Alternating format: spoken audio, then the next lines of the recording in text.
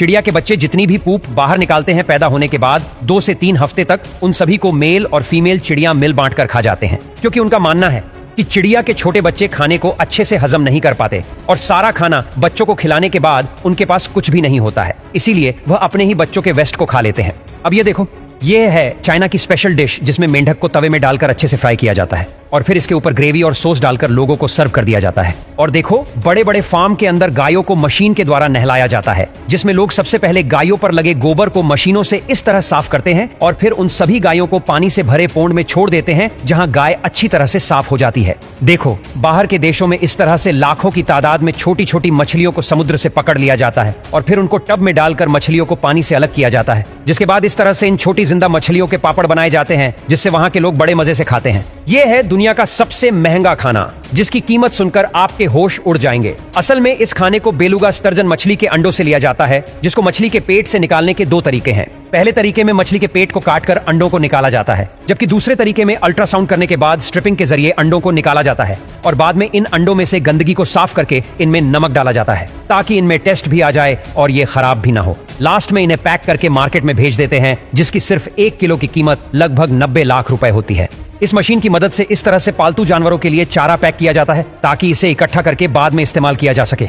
और आप जानते हैं कि धरती पर मौजूद सभी मछलियों में केवल डॉल्फिन ही है जो इंसानों की नकल कर सकती है। देखो, कई जगहों पर इस तरह से बिना पानी के अंडों को बॉईल किया जाता है, जिसमें सबसे पहले अंडों के ऊपर मिट्टी को लगाया जाता है और फिर उन्हें इस तरह से गर्म भट्टी पर सेका जाता है। और जब अंडे अच्छी तरह से सीख जाते हैं तो उन्हें पानी में धो लिया जाता है, ताकि अंडों से सारी मिट्टी हट जाए और इस तरह अंडे अच्छी तरह से बॉईल हो जाते हैं। देखो, यह कैसा जू है जहां सभी जानवरों की फोटो के सामने रस्सी को लगाया गया है, जिसे खींचकर आप पता कर सकते हो कि कौन सा जानवर कितना ताकतवर है। और ये बंदा जब इन सभी रस्सी को एक एक करके खींचता है, तभी पहले कुछ रस्सियों को खींच पाता है, लेकिन जब टाइगर की बारी आती है तो यहाँ ये बंदा रस्सी को थोड़ा सा भी नहीं खींच पाता। अगर आप अपने पैरों में इस लोहे से बनी चीज को पहन लेते हैं तो आप बिना गिरे पेड़ों के ऊपर बहुत तेजी से चढ़ सकते हैं, क्योंकि इसकी नुकीली रोड पेड़ में फंस जाती है। और अगर आप कभी समुद्र के किनारे घूमने जाओ और वहां कोई चीज दिखे तो इसके ऊपर कूदकर इसे तोड़ देना, लेकिन इसे खाने की गलती बिल्कुल भी मत करना। देखो, मैं ऐसा इसीलिए कह रहा हूँ क्योंकि यह चीज व्हेल की पेशाब होती है, जो कि कई बार पानी की तेज लहरों के कारण समुद्र के किनारे आ जाती है,